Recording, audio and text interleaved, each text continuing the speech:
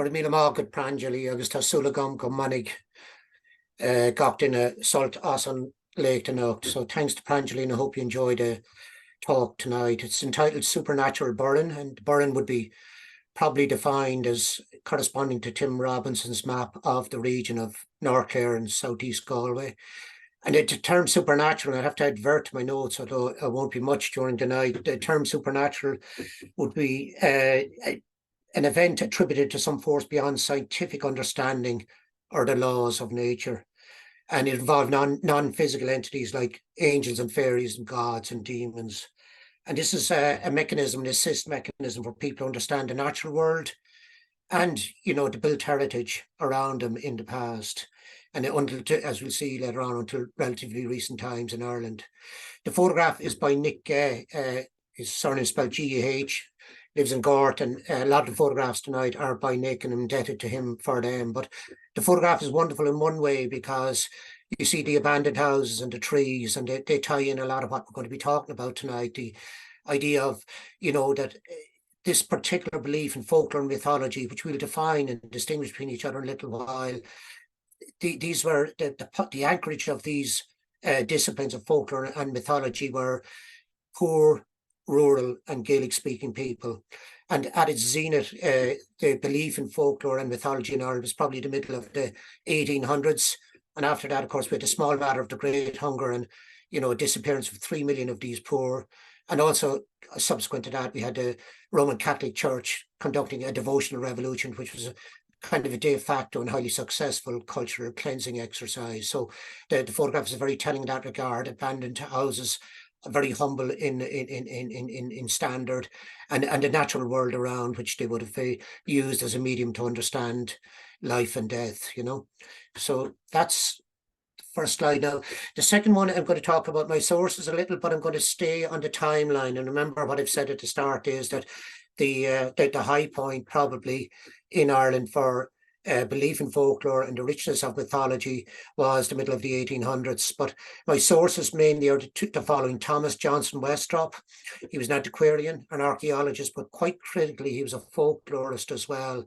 And he was active in the Burren and Clare. He says himself the first year he visited Burren and started scholastic exercise in 1878. And his death was in 1922. He died a young man at 62 years of age, but left us an extraordinary legacy in terms of archaeological research and critically folklore as well, particularly around the county of Clare. The second source, which is hugely important in terms of what we're sharing tonight, is the Folklore Schools collection of 1937 to 1938. It was an extraordinary exercise, and little kids, about 12 or 13, going out to elders who were informants, and they documenting the kids through their copybooks, folklore and local history as passed down to them by their elders.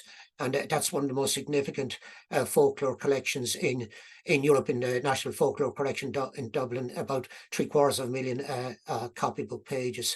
And the folklore and local history there is considered to cover the period of 1865 to 1938. And this is by calculation by Dr. Soverino and Burren, and indebted to them from that. By them reckoning, the age of the informants is between 30 and 91 years. Their mean age is 58 years. And if you accept that by the 18 years of age, they would have had a knowledge of folklore local history, it means 1865 to 1838 is the period that covers. So if you look back at the two dates I've highlighted in bold, 1865 to 1938 and 1878 to 1922, these are the sources for much of what we talk about tonight. And it's significant that at this time, late 1800s, early 1900s, people in Clare had a lot of knowledge of these folk tales and mythology, although it was clearly on the wane because it flatlined around the middle of the 1800s. Now, I'm just going to try to make a distinction between folklore and mythology. I say try to because the lines can get blurred on occasion. But folklore is essentially, folklore is smaller in scale, can be quite localized, and just to give you this example, this is Ballyganner wedge tomb in Kilfenora, and Westrop documented it, or I should say Healy Dutton, who was kind of a landscape gardener and a writer of great consequence on on social history.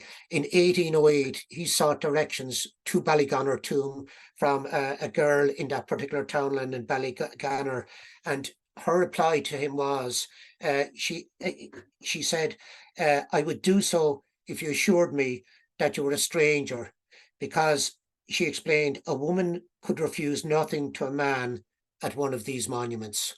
So that's an insight into the local folk belief about that particular wedge tomb in that part of Clare at that time. The idea that, let's say, kind of deviant practices would take place there between men and women.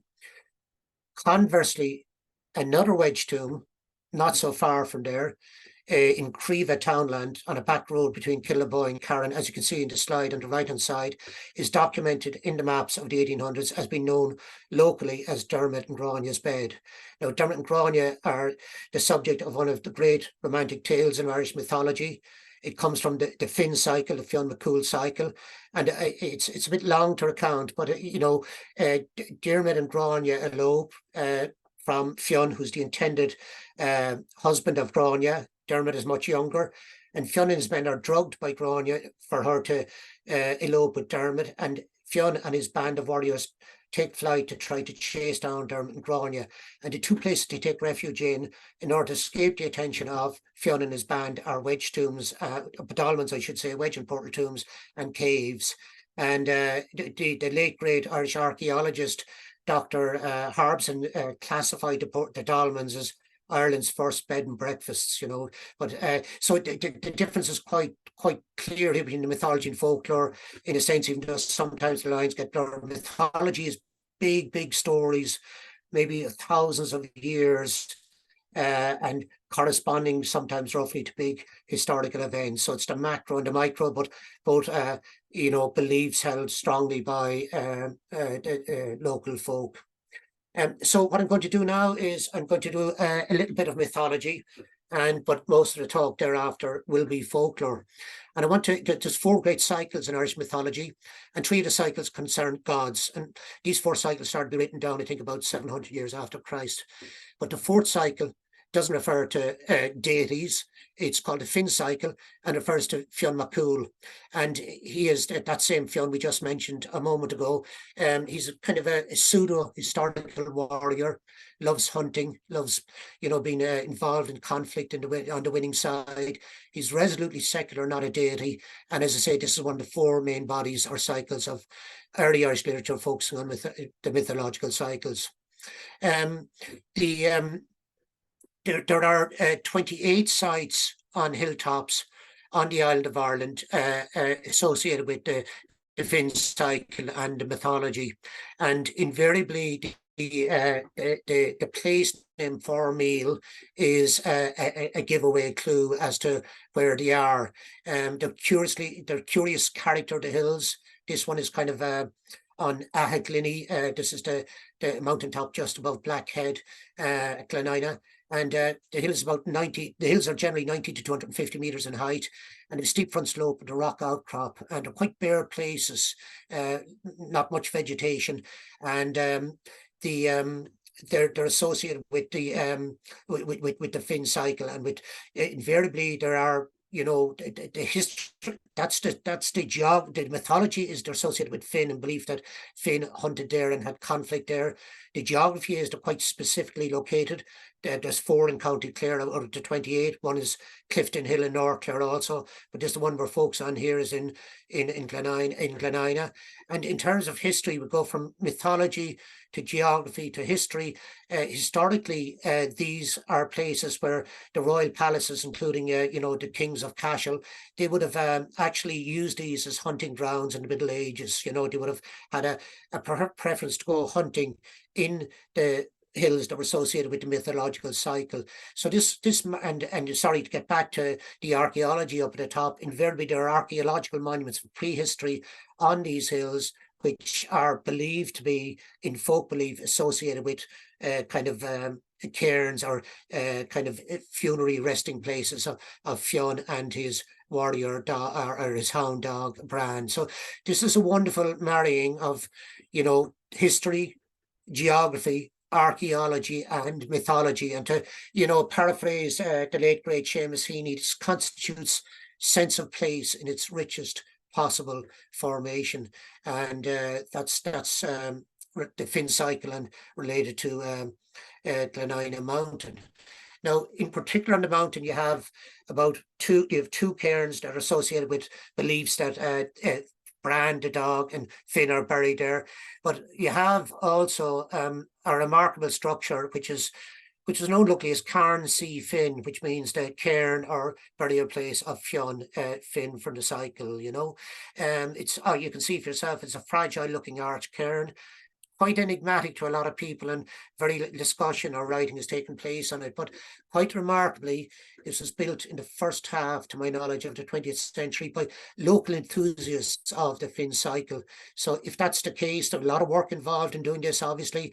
It's a remarkable perpetuation of the Finn cycle, the mythology on that hill in really, really recent times. And it's obviously, it's probably outstanding of all the 28 mountaintop sites associated with Fionn and his band. It's probably literally outstanding as a monument, as a physical monument reminder of the mythological cycle, because it was built in modern times, and it's a highlight. It's really highlights the tenacity of that mythological tradition in relatively recent times on that hill. I'm not speaking too quickly, am I? No.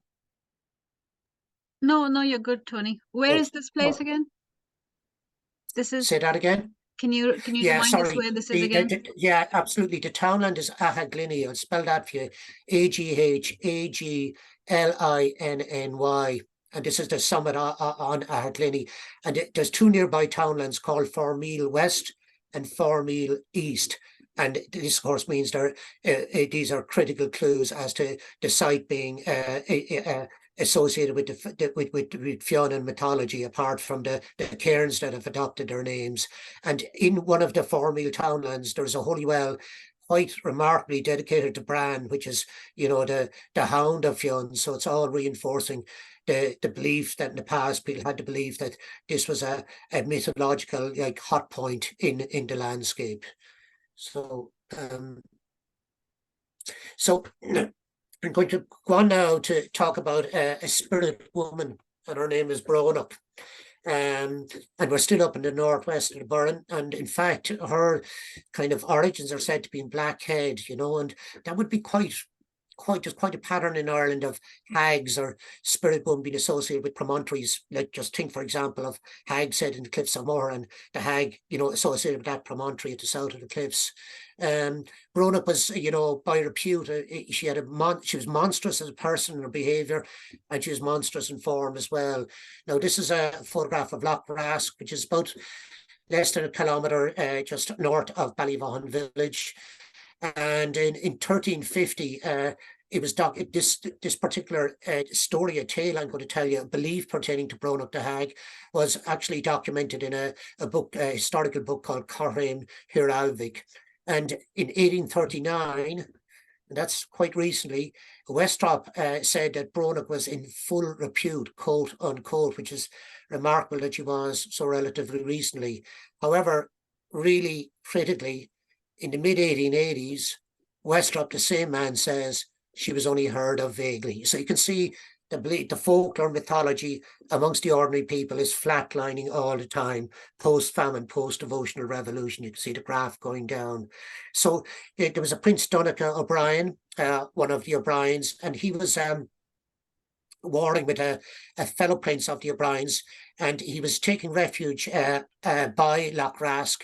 And this spirit woman presented herself to Donogh, and she said she identified herself as Bronach of Burren, the place to Burren. But quite interesting as well, according to Westrop, or according to the manuscript from the 1350s, she documented herself also of the Tuatha Danann, which is quite significant because the Tuatha Danann were, you know, the greatest of the pre-Christian deities in Ireland, and maybe more about them later on. Tuatha being the tribe of the god of Danann, or Danu, one of the most significant pre-Christian deities in Ireland.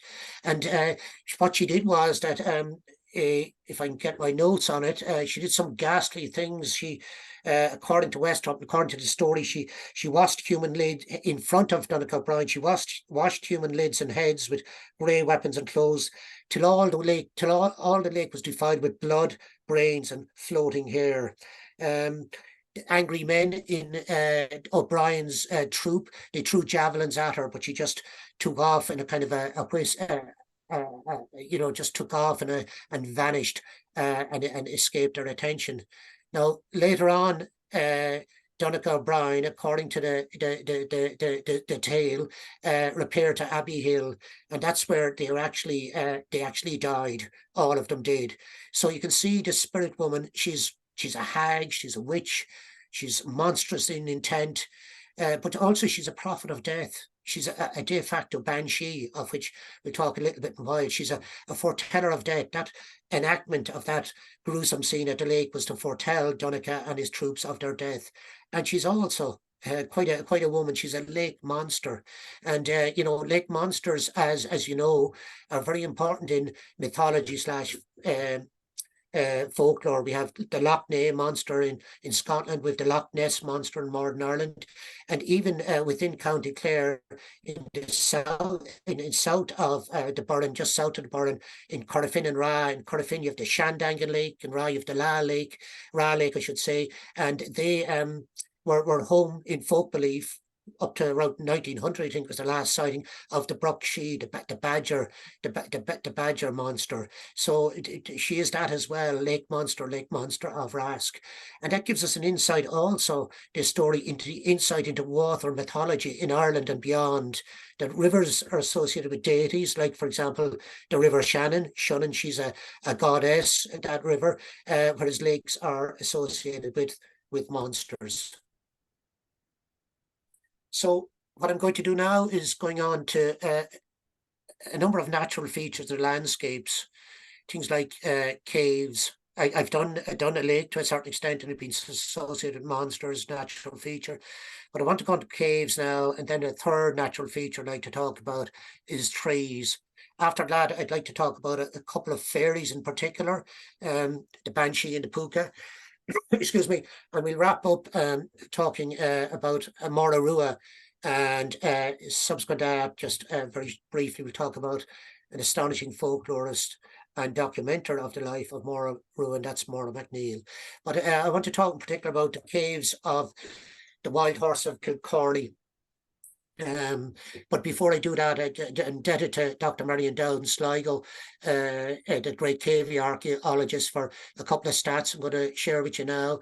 And of course, her point, Marion's point, which is of course critical, is these were regarded in prehistoric times, caves, as kind of not natural places at all, but kind of conduits to the other world places. Places where people might go for quest of understanding the mystery of life and death, and shamanic activity would take place in them, and there were theatres of ritual, and there's 90. This is 2015. There was 980 documented caves in Ireland, and 91, which is about 1 in 10 of them, was an archaeological site, and this would suggest, of course, constant interaction with human beings with these sites over thousands of years. But as Marion documents, in prehistory, they were primarily theatres of ritual. But it's very important to understand when Christianity comes to Ireland, they are focus of ritual still, but they're excuse me, but they do tend to start fulfilling other functions as well, including dwellings and places of refuge and storage, amongst other things. Now, this particular cave in Kilcorny would be a long, irregular valley between Carron and over the Corkscrew Hill, very roughly. It's a beautiful grassy expanse in front of these, and it's bounded by cliffs of 30 meters, quite a beautiful little irregular valley. And then you have the cave of Kilcorny there, which is the outstanding natural feature in the valley. Now, the cave is it's prone to floods, and I haven't witnessed this, but when the water pours out, it's quite a sensory exercise, because the water becomes trapped in the roof and creates loud booming noises, And there's a deafening noise anyway from the movement of the water. And what it does, it go outside and it floods the grasslands quite significantly. So inside and outside the cave, it becomes an extreme environment, wildly fluctuating environment. And you can imagine how all of this, apart from being underground, but being an extreme environment as well, would enrich the imagination in the past and explain why it's so rich in folklore. So what I'm going to do now is explain, tell you some folk tales relating to the cave, and these are from the school's collection. And one of them is the origins of the cave. Of course, the science tells us the cave is formed in a certain way, but the folk belief, according to one such folk belief, the origins of the horses in the cave, I should say, were the following: that a mare was with a young boy once outside the cave. The mare disappeared into the cave, and he came out with a foal. And this is kind of like, an equine kind of immaculate conception, if you like, but it's magic, and it endows the cave with this paranormal aura. Another legend is, or folk belief was, that at sunrise every day, the horses would emerge and they'd graze on the grass outside for 1 hour.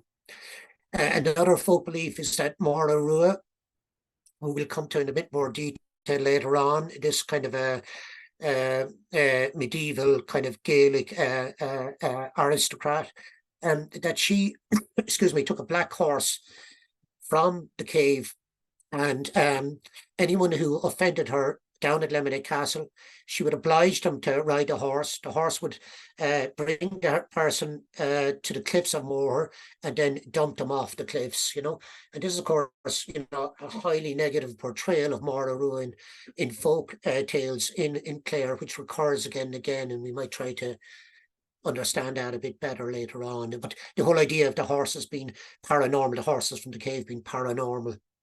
And an interesting one is the last one before, one more, the next slide, I'll dedicate the next slide entirely to it, is, and this I've heard this tale twice. I've heard it twice from people in the vicinity. And this is the folk belief that a musical band entered the cave there at Kilcorny, where these two gentlemen are standing outside, and they emerged at Newville, where there's an early church site. And what's remarkable about this is that the passage is about 850 meters long, but the distance from Kilcorny, the entrance of the cave, to Newville is about 3 kilometers. So this is defying science, but this is kind of, by the way, because in the past, in the pre-science era, people were using folklore and mythology to explain these things that were not really clear to them in the landscape.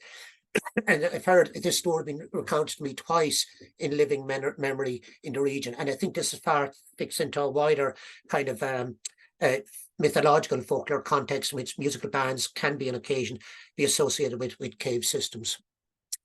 So I want to just have one more slide in Kilcorny, and I want to dedicate it entirely to one folk belief. And it's actually, it's an extraordinary mixing of folklore and mythology and how the lines get blurred. And this is related to Oisin, a mythological figure, and he's actually son of Fionn McCool, and he's from the Finn cycle, the secular cycle. And the tale goes, and some of you may have heard the folk tale or the mythological story of Oisin and Tiernan Og, the land of eternal youth. But in this remarkable kind of local example, or kind of take on the mythological story, the Kilcorny cave becomes Tiernan Og, a highly localized land of the eternal youth. So the story goes like this, and I'll try to keep it short. Oisin catches a deer. A deer would be heavily associated with Fionn and Oisin and these people, because they're hunting people. He goes into the cave with the deer, and he meets a woman. Now, in the mythological cycle, that woman is called Niamh, and she is his lover. He wishes to see his own people. This is in italics. This means it's kind of from the mythology. That's in concert with the mythological tale. But what's very local, and these are things in folklore, is he's given a horse. So it's a Kilcorny horse, and there's a supernatural horse and highly localized folk belief. He's told not to come off it. That's in the mythological cycle. And So what happened was that in there he did get a sense that it was the land of eternal youth, because there was an interaction between himself and Niamh, and he said to Niamh, asked him, how long do you think you've been here? And he said, oh, a few days. And she said, you've been here 100 years. And that was kind of when he gathered that was the land of eternal youth. And of course his lover is there as well, and yet there's this desire to meet his own people again. And he's told by her, yes, you have this desire, you can have your dream back, you know, you can get out of here with the horse, but on no circumstances come off it. So he goes here, this is the photograph of the Kilcorny ancient church site. He's passing by the church site on the horse, and the local people are building the church. He offers to help them with the building. There's a very large stone. He stays on the horse, but he tries from the position of the horse to pick up the large stone, and just like in the mythology, he falls from the horse, and just like the mythology, he becomes an old feeble man. But unlike the mythology, the folk belief locally was that he was buried near this church. So it's a highly localized folk version of one of Ireland's most famed myths, featuring the most significant natural and archaeological feature in this valley, that is the cave, the natural feature, and the ancient church site, the archaeological feature. And that's kind of like, you can see there in the bold is the folklore, in the italics, the mythology, and they all weave in and out of mythological folklore lanes. Till at the end of it, you have this remarkable kind of local story, but the lines getting blurred between the folklore and mythology, but making up to one great, deeply felt folk belief. So that was caves, and we dealt in a little detail with the lake monsters and lakes before that. But the last great, excuse me, natural feature I'd like to talk about is trees. And you know, obviously people's relation with the natural world and trees in the past was much more intimate than we have today. But the tree most closely associated with the fairy in Ireland is the hawthorn. Now, it's certain trees are believed to be certain hawthorn trees are believed to be not natural but supernatural, and associated with the fairies. Probably the more general picture is that that great mythological bunch of deities, the Tuatha-De-Danann, when they were defeated by the Milesians in the mythological cycle, a lot of them they fell to earth, and a lot of them went under earth, these defeated deities, and they re-emerged in trees and forts, hence fairy trees and fairy forts. But why the hawthorn is the species of tree most closely associated with the fairies is not at all clear. We do not know. However, the great historian Dr. Marion McGarry's theory is very plausible, even though it's extremely colourful as well. And Marion says that there's a chemical called triethylamine, which blossoms, that's in the month of May, obviously, and is present in the early stage of tissue decay as well. So it's associated with stinking corpses, that musky fragrance. But not only that, Marion says that this smell from the blossom in May is also smells of sexual bodily fluids. So her argument is as follows: because the tree was associated in the past with sex and death, perhaps that is the reason why people thought this was paranormal, otherworldly, and a tree not to be trifled with. It's not proven at all, but it's an extremely interesting theory. And we have, you know, a rich vein of stories regarding people who have cut or damaged fairy trees, and bad luck has befell them.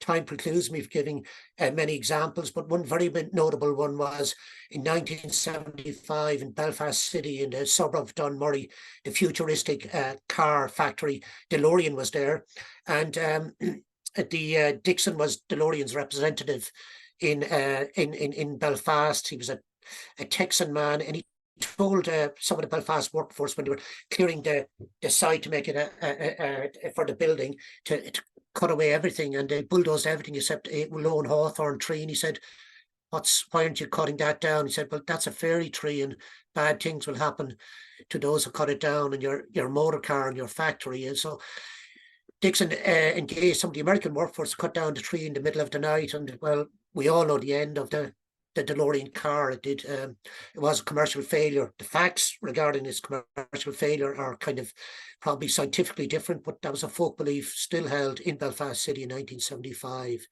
But in 1999, and this is more recently and more near to home, we had a remarkable standoff at Latoon between Ennistown in Limerick City, where an elderly man alerted the great folklorist Eddie Leamaneh to the presence of a fairy tree on the proposed dual carriageway route between Limerick City, or the new market in Fergus, I should say, bypass on the dual carriageway at Limerick City and his town. And Eddie wrote to the Irish Times. The letter went viral, and it became an international story of the spirit tree in the way of the motorway. And in the end, the municipality decided to divert the course of the dual carriageway. And I think Eddie was asked thereafter, he said, do you regard this as a victory? And he said, no, not at all. He said, common sense prevailed. You do not provoke the paranormal.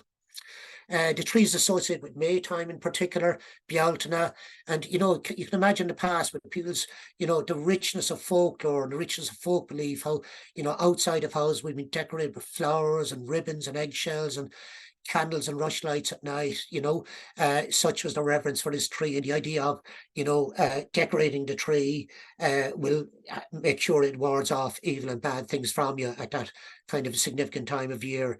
In a study by Lucas of the Holy Wells, a select study of 210 in Ireland, no less than 103 had hawthorn trees, whitethorn, if you want to call it, maybush, overhanging it, the idea of it being supernatural, and in that case being, a tree of benevolence, and kind of one to interact with in ritual at Holy Wells in order to get spiritual and medical wellness.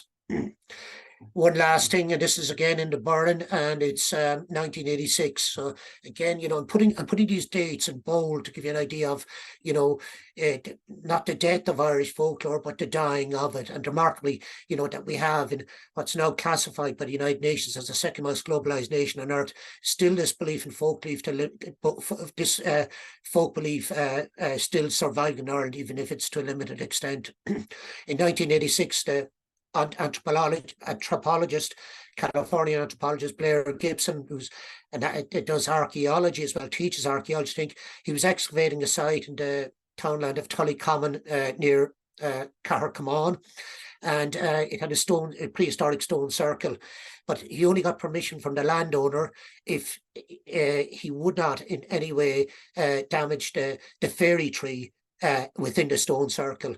So this is one of the fairy trees that survives in the Burren, and Gibson honoured that pledge and made sure that the fairy tree was not defiled in any way. That's within a prehistoric stone circle, and this was, folk belief in this area mid 1980s and thereafter amongst with that woman, And now going on, that was on natural features in the landscape. I want to just go on now to archaeological monuments, and the idea in the past, in an era prior to science, when we hadn't the science of archaeology, how people wanted to make sense of these monuments. They need to make sense of their surroundings to kind of, just at ease in this world and at ease their passage in the other world and the afterlife and that, and they're making sense of the whole thing. Now, these are unbaptized babies' burial grounds, and it's an extremely unsatisfactory title for them in English language, because a minority of people buried in them invariably are adults who, like unbaptized babies, according to the hierarchy of the church, did not follow life's normal courses. The unbaptized children's burial grounds are highly site-specific places in the landscape, and one of the most fascinating sites you would find them in is within an enclosure in which there's a lone hawthorn tree. And this particular type of Killeen is called a monument bush. The idea that you have the natural history and the physical history, the graveyard and the tree in situ.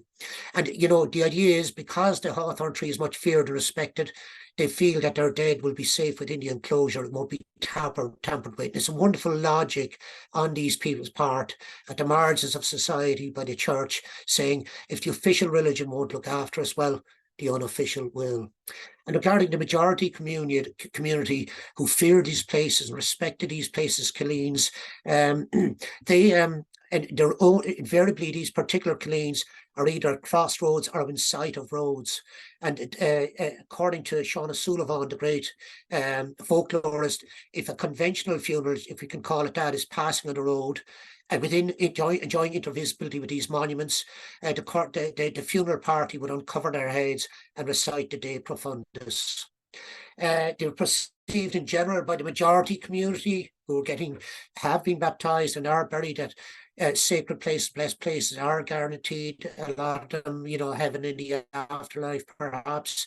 These, by the majority community, are perceived as paranormal places, not normal, and places where fairies hang out. The idea that these children are not children at all, they're not human, that they're fairies. And that's a critical kind of, if you like, ideological dichotomy, classifying them as fairies as opposed to angels, because the angels are the side of God, the messengers of God, but fairies are meant to be quite deviant and transgressors, fallen angels. So in other words, it's the majority community endorsing the view of the church of these people being kind of a category of otherness.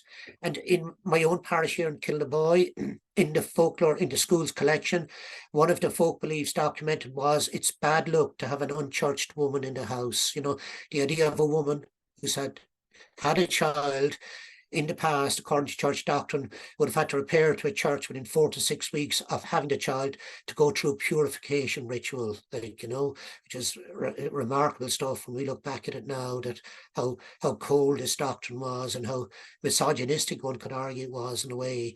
And it was, but this is the folk belief of the majority community saying bad luck to have an unchurched woman in the house. It shows you the extent, if you like, the uneery extent to which, the uncomfortable extent to which the majority community endorsed the view of the church through their folklore. So folklore can be a remarkable insight into societal views as well. This is in the townland of Pollowak, and I say it's a very rare monument type in the Burren monument church. It's the only one I know of in the Burren. And I would guess that there's extremely few in County Clare. It's great to see it's clear from the farming regime in the field there that the family are looking after it quite well,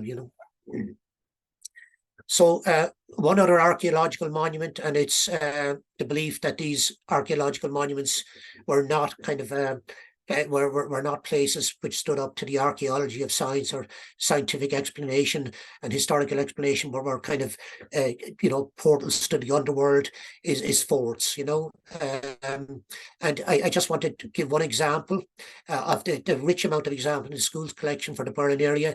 This is kind of a limestone outcrop in the very southwest of the Burren, kind of south of Fanor and kind of north of Listonvarna, and it's a natural limestone outcrop. And obviously in prehistory, Stone Age or Bronze Age, a community maximised the natural attributes of that hillock. They constructed a fort on top with kind of commanding views of land and sea. And that's the archaeological explanation of it. And, quite interestingly, Westrop, in his travels down around this area of Dara is the townland the monument is in, he was told as recently again as 120, 130 years ago by a local person that the Dadonan were the makers of that fort, and these pre-Christian deities were the makers of it. And Westrop was very excited to hear, that these pre-Christian deities being attributed with the making of this fort, because he said that was the very last mention he had of it, and he had very few mentions in his times in the 1880s, 1890s, and the early 1900s. So I was excited to see one of the last mentions, probably in Clare, of the Dadonan have been these pre-Christian deities has been makers of the fort, was then the mythological take on it. But the folk belief locally, apart from that, was that it was the most dangerous fort. And Westrop and his band of archaeologists told to cross themselves when passing for protection. And Westrop heard this story locally and was kind of, verified as true. And this is, it's only about, around the 1900 mark, very recently, that a group of badger hunters got benighted, got overtaken by night. They repaired to the fort on top of the hillock, got quite dark, and they got quite inebriated as well. And they obviously overstayed their welcome, and their defence mechanism was down. And lo and behold, according to Westrop, quote unquote, a whole fleet of them, meaning fairies, came up the mound, and the badgers hunters literally ran for their lives, And of course, the moral of the story again is you do not provoke the paranormal, You respect these places in the landscape as being otherworldly, with otherworldly creatures there. And if you do provoke them, bad things will happen to you. So I want to talk about two fairies now in particular. and one is the banshee. Banshee literally means woman fairy, female fairy. She's one of the beliefs is that her origins is she's a deceased keener. Keener being a woman who was the arbiter of grief at funerals, loud, constant wailing, and then down to soft cadences and lower wailing. This was kind of almost Gothic-like vernacular folk tradition in Ireland as part of the transition from life to death of people, this keening at funerals. And the belief was she was a deceased keener, became back in the next life as a banshee. Another belief regarding her was that she was an unbaptized fallen angel sent to this world to get penance and forgiveness. That's quite a negative connotation of our unbaptized. The majority opinion of the unbaptized would be that they're on the edge and not kind of part of us. And a fallen angel, of course, is kind of like is fairy realm rather than angels, which are, on the side of the good guys according to the majority view. She was a death messenger, and her appearance varied quite wildly in size and clothing, in hair and behaviour. And some of her trademark ways of denoting her messages were lights, kind of real weird, strange light in the dark, strange sounds, tappings on hard surfaces and knocks. And these were all mechanisms that she would have used to tell people of impending death. She was said to be light in her hand, but she knocked on door with a loud rattle, terrifying stuff. And to have this kind of supernatural creature visit you at all, but to foretell a death in the family was altogether another dimension. But her most distinguishing characteristic was her cry, and it was sometimes loud, and it was sometimes low. And it's interesting, one of the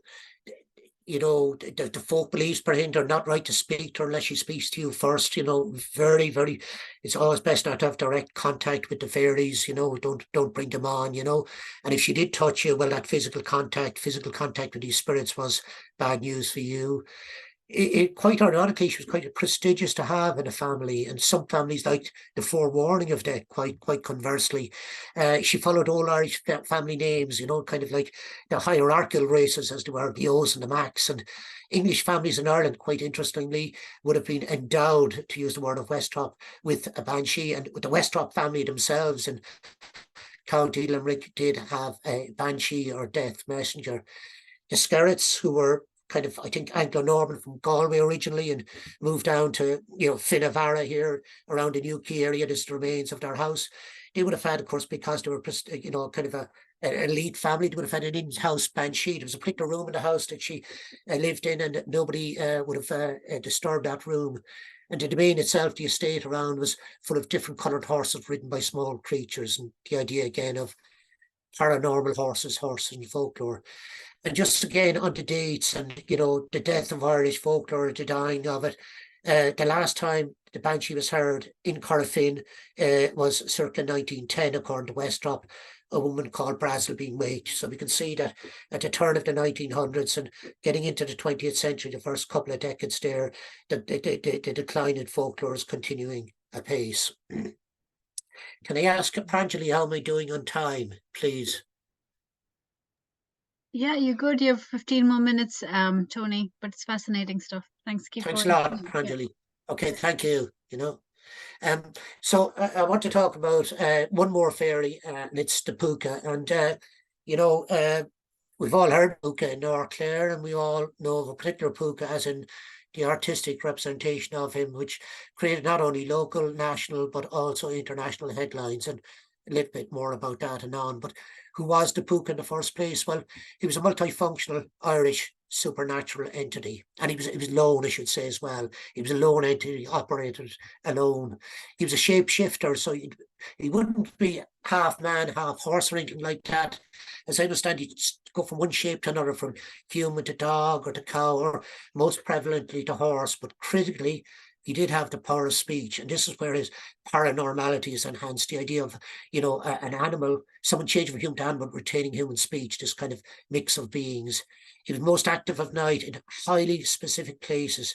They were weird, lonely places, like wild, lonely dens, dells, cave systems, of course, chasms and rocks, pools and deep glens, you know, and get back to them in a minute. But his personality, though he was, you know, much feared, and that was, it was quite kind of paradoxical. He was vindictive. For example, after the first of Samhain, November was the time at the festival, a great pre-Christian agricultural festival of Halloween would be most active.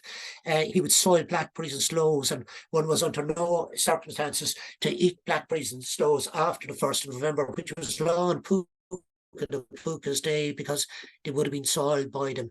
And he was kind of, you know, one to damage property, to knock stone walls, and destroy crops, amongst other things. So a highly vindictive creature, quite terrifying, because one of his favorite modes of correcting, in inverted commas, people was he get a lone traveler. That's the one he targeted the most. He was the most vulnerable in the night, and he'd throw him up on his back in his horse form, race him to tops of cliffs.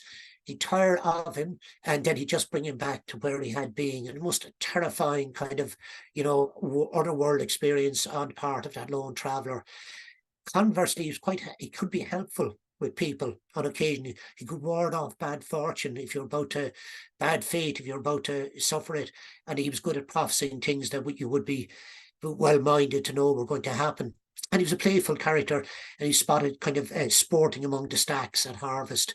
And so what part of his fascination is this polarity or extremes of chaos and civilization within the being. Back to the places most associated with him. In terms of the wild, in terms of the chasms and rocks, there's a photograph taken probably from the Keel Hill side of Eagles Rock side of the road across to Turlockmore Mountain. And there are two chasms there in the rock, very anomalous looking features. Of course, there's a good scientific explanation for them. But in the pre-science era, the one on the left was called Leamaneh, the small Púca's Leap. And the one on the right, excuse me, is called the Big Púca's Leap. And this was a spot where they held out. This was kind of like places that were paranormal, obviously, where these púcas are supernatural entities held out. And I have come across up around the border somewhere, such chasms. People used to leave gifts at the hill, like, you know, the idea of them leaving at the spots where the púcas might be active.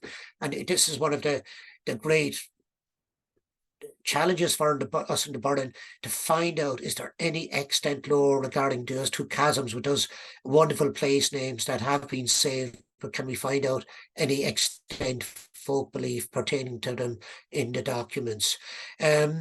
These were major portal points, the chasms in the rocks, pools of water in deep glens, and wild lonely dells. And we have the good fortune in the parish of Carron not to have only these two kind of portal points for the púca, but also we've two townlands, not one but two, named Paula Fuca. Excuse me. The idea of, you know, the deep glen, the púca in the deep glen, you know. So that's a little about the púca. But in particular, the story of the statue, the public sculpture, and which became known as the Scare from Clare.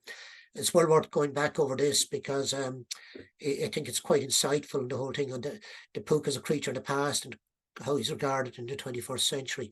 So the Clare County Council decided they'd like a night-catching public sculpture in the town of Ennistimon, and partly I think it was that a lot of through traffic delays should kind of slow down people, maybe for a camera shot, and slow down and just, you know, explore the town a bit as well, which is kind of a very honourable kind of aim in itself.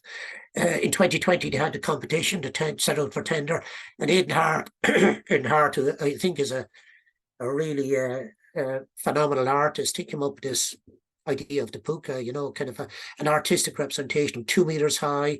It's a bronze statue on a plinth, and it's remarkable, really, in its detail. And I think Aidan went for, you know, the artistic license of half man, the lower side of him, or you know, and the head being a horse. And this is kind of a very interesting way to go, because whilst, you know, the belief was that he was a shapeshifter, one thing to another, to incorporate the two beings, the horse and the man, of course, makes the effect all the more dramatic artistically and visually. So I think it's wonderfully one of the reasons why this sculpture is really so wonderful. But it was divisive in the town of Ennistimon, before it ever got there. And it was, some people were for it, very, very much in favour of it. But some people found it distasteful, just their subjective opinion that it was distasteful artistically or visually. That's obviously fair enough. The parish priest regarded it as sinister, demonic, and this is kind of almost a replay of the second half of the 1800s, the devotional revolution, the clash between official religion, which is on the up, and the unofficial, or folklore mythology, which is on the down. And some people, and this is very much a minority, regarded as irrelevant, highly irrelevant in the town, a statue of the púca, because the púca would not hang around or be active in towns or nuclear settlements. The púca is only active in lone, isolated, lonely, weird places, and Ennistimon doesn't qualify. Now, when the heat was mounting and all this, Clare County Council decided to kind of have an online survey. I'd be myself, don't think that's a good idea in terms of public sculpture is the way to go. It's kind of may not be very scientific either, but 55% were against, and that led to Dermot Ferreter, the historian columnist in the Irish Times, remarking, Lord above, what's the world coming to? The púca has been cancelled, So in 2022, now this is 2 years later, the County Council have this beautiful statue in its hand for which it's paid €30,000, and it offered it out to a couple of different communities. And what happened was the Michael Cusick Centre in Carron pitched for it, and they actually had the good fortune to get the púca, and that's where it's situated today. Aidan Hart's taken the art, has retained a strong sense of humour throughout, although it must have been a bit trying from now and then. He said it took the púca a long time to go a short way from Ennistimon to Carron, It provoked debate, this matter, vigorous debate locally and nationally. It received media coverage even internationally. It was a subject, it featured the a painting of the statue featured in a mural which stands at the gable wall of Uncler's Bakery in Ennistimon. It provoked the writing of 2 songs, one for the púca in Ennistimon and one against. I believe it's the subject of a documentary that's being made at the moment. And, one can conclude that this multifunctional, supernatural, Irish supernatural entity all of a sudden had become a contested 21st century icon. And I think this is no bad thing at all, that we're talking so vibrantly about this very important feature from the Irish folklore world.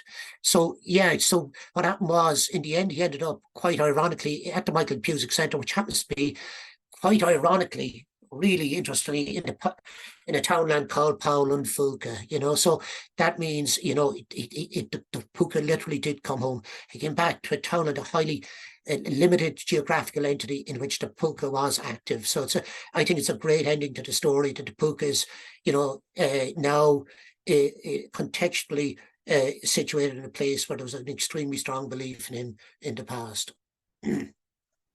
So I'd like to talk now in getting near closure, but just a little more to do. I want to talk about Máire Rua, Lady of Leamaneh, the reason why I talk about her, because of all the folklore in County Clare, about any person, when go through the detail of the folklore school scheme, probably most folklore is about this woman in particular. She was living in the 1600s, an extraordinarily turbulent period in Irish history of war and defeat for the Gaelic lords at the hands of the English in the west of Ireland.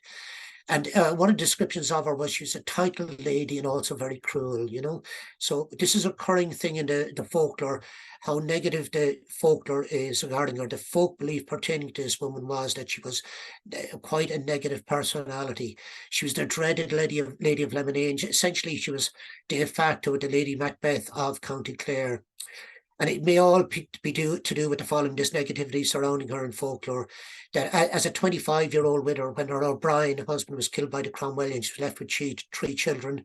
Her second marriage was to Conor O'Brien, but he died. She was left with 3 children, and he was killed by Cromwellians in 1651.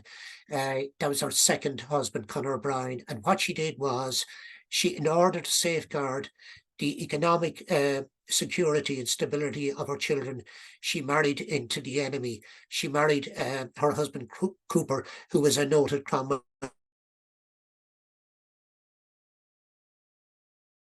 in County Clare.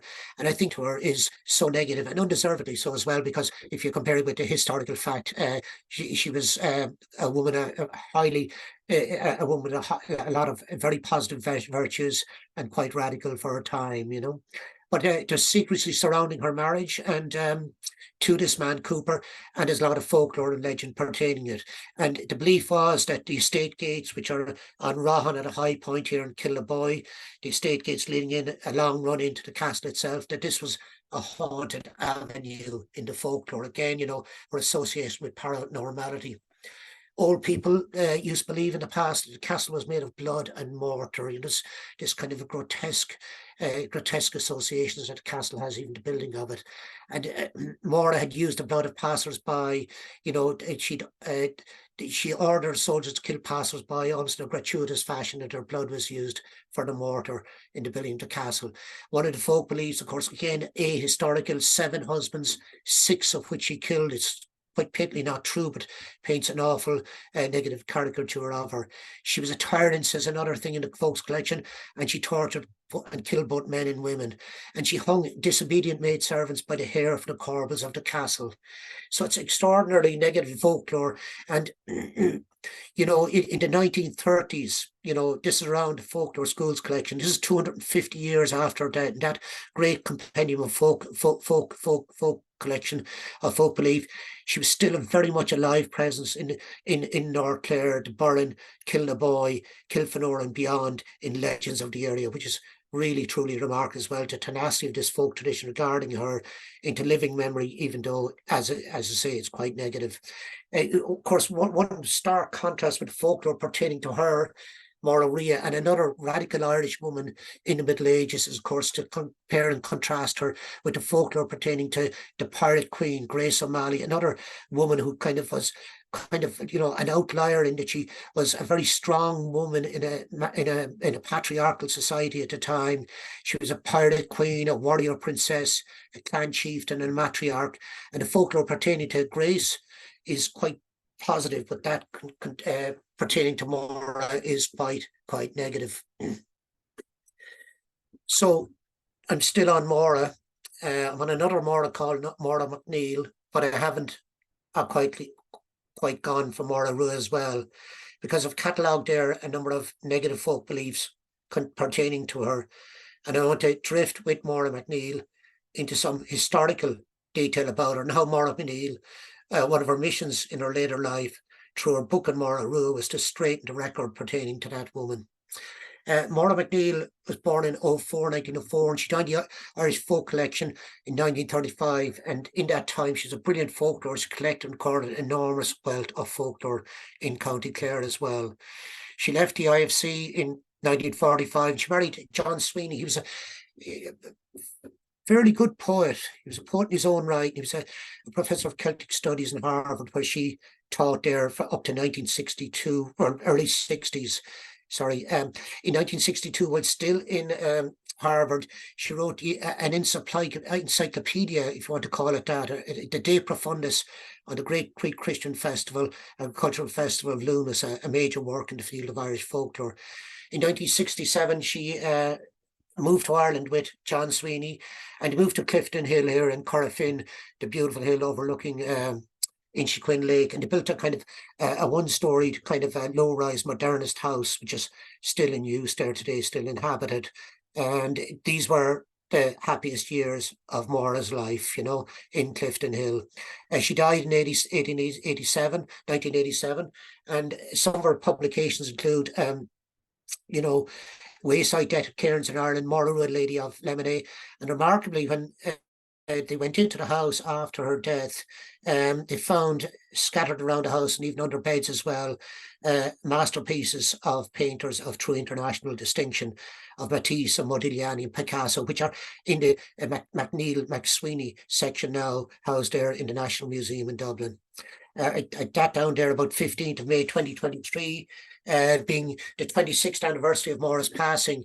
And, you know, I think it's time we made more of Máire, and we're hoping down around Corofin and Kilnaboy to have a very significant event be in May or before then, to, you know, to put Maura's name, and give her a higher profile that she deserves. They're buried, by the way, in Rowan Cemetery, the parish neighbouring Corofin.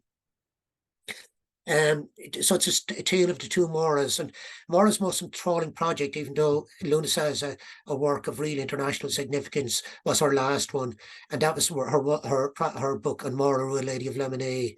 And they quite interestingly, they were both strong women in very troubled times, and the troubled times around Ireland in the late 60s, of course, was like the start of the troubles in the north of Ireland. There were tumultuous times, and Máire Rua lived in another abject time for Anglo-Irish relations in the 1600s, and Máire had great sympathy for Máire Rua, and she was decided she'd redress through her really splendid scholastic endeavour the perception of Máire Rua.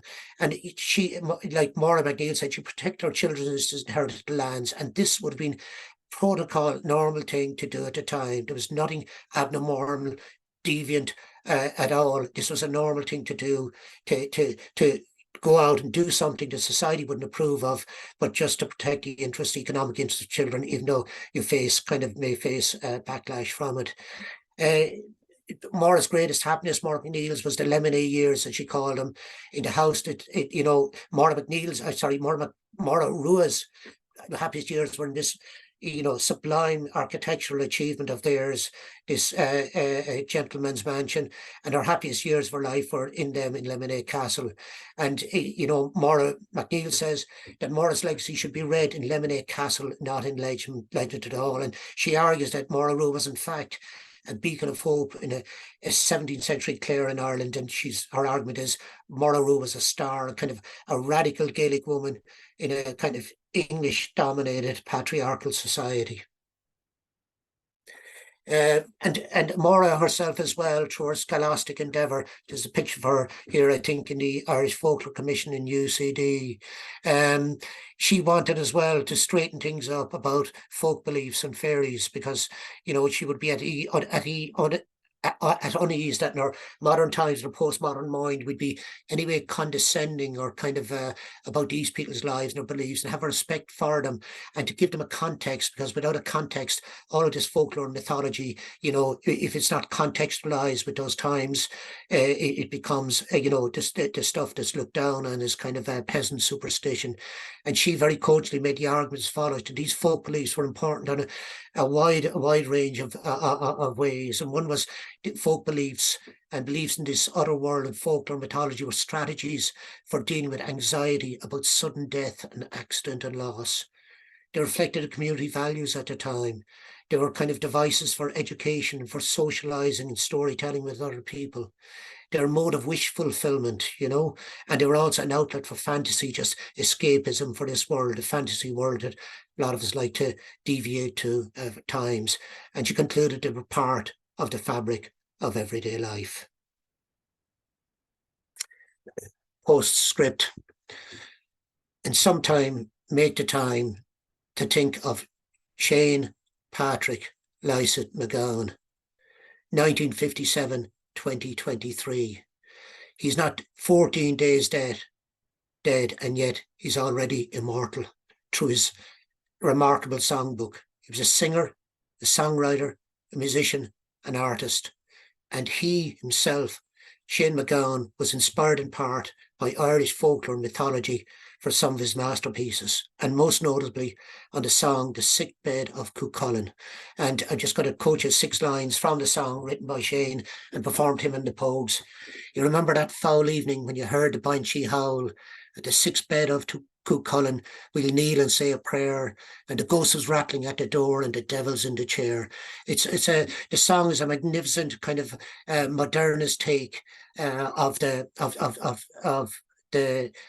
significant tale in the mythological cycle, The Sick Bed of Cuchulainn. And it's a remarkable modern take on it that involves 3 characters on great alcoholic odysseys across Europe, and it involves the characters in question are John McCormack and Tauber, 2 great figures from 20th century classical music, and also the other character involved is of course, Frank Ryan, the anti-fascist Republican who fought in the Spanish Civil War.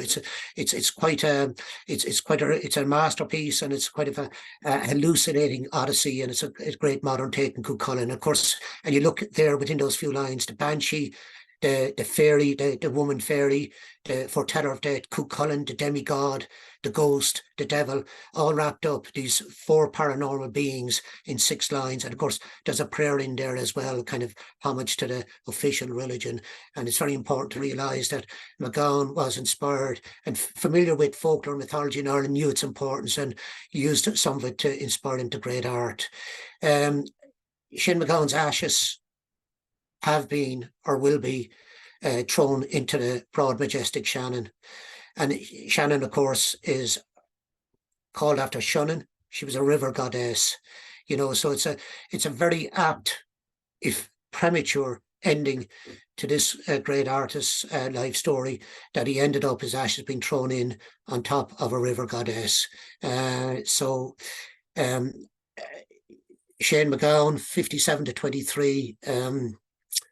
You're a man we don't meet every day. Thanks very much. Thank you very much, Tony. That was amazing. We are well past time, but I couldn't stop you. I think especially the last 10 minutes, it's so important to mention, especially Maura McNeil and Sean McGowan's words. I think that's the only way I think you can see folklore surviving or evolving with our times, and replacing perhaps what we thought was in decline with something newer, and a way for these stories to survive. I mean, there's so many questions. You've had so much content there in such a short time, so thank you very much for putting it all together for us today. But yeah, I can't deny the importance of the mythology, because I think that sense of humility or respect for the other world, and for the landscape, it had value in itself that I think we could do with. That we don't know everything and we can't control everything. There's something very important about that. There's a few, lots of compliments to you and people listening from various different places. If you can open your chat window, you'd be able to see the comments yourself. Fantastic talk. Thanks, Tony. Totally absorbing, brilliant talk, fascinating talk. I'll just ask 2 questions, seeing as we're late anyway. Fascinating talk, Tony. Can I ask which mythological creature you mentioned that is associated with Inchiquin or Corofin when you were talking about Bronach? Yeah, I mentioned Bronach being associated with Blackhead in origin, and as the lake monster in Loch Rask, just a mile north of Ballyvaughan. In terms of the Corofin area, there's 2 lakes, one in Ra Lake and one in Shandangan Lake on the Gort Corofin Road, and they're associated with lake monster called Bruckshee, fairy badger monster. And in terms of Inchiquin Lake itself, I know there's rich folklore pertaining to it, but I actually don't know just right now if a lake monster is associated with it. Was a very good question. Must look into that, Okay. Yeah, the badger monster. I remember you saying that, the badger monster. Is there a connection between Bronach and Cailleach? Yeah, well, Bronach is a Cailleach. Cailleach would be a witch, and so Bronach is one such Cailleach, if I'm answering that correctly, Okay. So that's it. But I think there's people. Thank you, Tony from St. Paul, Minnesota. Wonderful talk. Betty Lou Chaika says, so loads of people there, and I won't take everyone's names, but thank you everyone for attending. And Tony, if they have questions for you, perhaps they can get in touch with you. You have a website, Heart of Burren Walks. Sure. And that's also a way to get in touch with you if people want to go on walks with you. And can I say, Pranjali, yes. Thanks very much for having me, Burren Bio. I really appreciate being asked, and thanks to everybody who took a look in tonight, and thanks for all the comments, thanks everybody. That's fantastic. And Tony has another talk on our YouTube channel called Religion, Magic and the Cure, the Holy Wells of the Burren. So if you wanted to look that up as well, it's another very interesting talk, and lots of research gone into that one too. So thanks so much, Tony, and have a good evening, everyone. Thanks a lot.